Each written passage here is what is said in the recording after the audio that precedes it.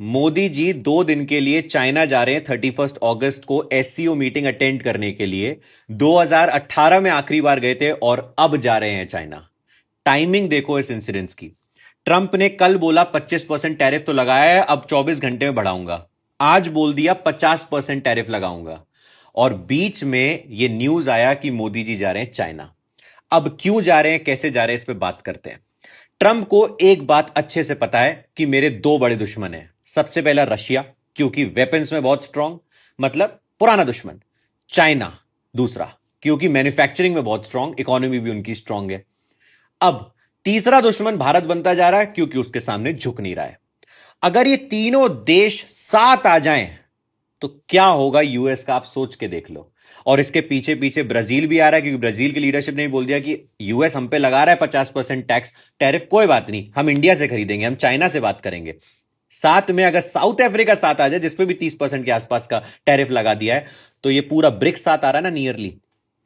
US को यह पता था कि इंडिया रशिया से अच्छा रिलेशन रखता है, सबसे रखता है, बट चाइना से नहीं रखता है, क्योंकि चाइना पाकिस्तान के क्लोज है, चाइना बांग्लादेश के क्लोज है, बाकी जितनी इंडिया को कंट्री घेर के बैठी है सबसे क्लोज है और इंडिया से लड़ता रहता है।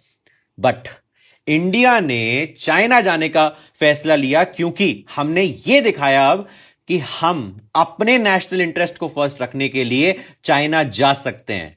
तो यूएस को इनडायरेक्टली यह समझ में आ जाए कि भाई साहब, अगर इंडिया, चाइना और रशिया साथ मिल गए या पूरा ब्रिक्स साथ मिल गया, तो ये जो आप टैरिफ टैरिफ खेल रहे हो, ये तो एक चीज है, आपके डॉलर को भी फर्क पड़ सकता है, क्योंकि ब्रिक्स जो अपनी करेंसी के साथ करेगा वो डॉलर को इंपैक्ट करेगा, क्योंकि हम बहुत स्ट्रांग कंट्रीज सारी साथ में आ रही हैं।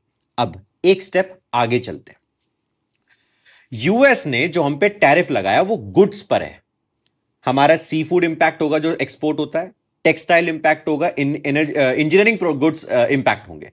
बट हमारी आईटी सर्विसेज इंपैक्ट नहीं होंगी, जो इंडिया का बेस है, हमारा आईटी बेस है, वो इंपैक्ट नहीं होगा, क्योंकि वो वैसे जैसे चल रहा है वैसे चलता रहेगा। और फार्मास्यूटिकल्स को भी इंपैक्ट होगा, बट उतना नहीं होगा।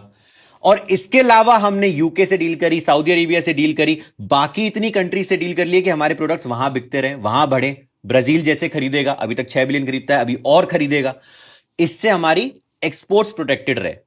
फर्क पड़ेगा, मैं ये नहीं कह रहा हूं टैरिफ का, बट ये जो चाइना वाला मूव लिया है, ये थोड़ा थमा देगा ट्रंप को कि हमारा जो नेशनल इंटरेस्ट फर्स्ट है वो याद रख। और एक और बात याद रखो मिस्टर टैरिफ ट्रंप, हमारे मिनिस्टर ऑफ एक्सटर्नल अफेयर्स का नाम एस जयशंकर सर है, और वो बिजनेसमैन नहीं, डिप्लोमैट थे। जय हिंद, जय भारत।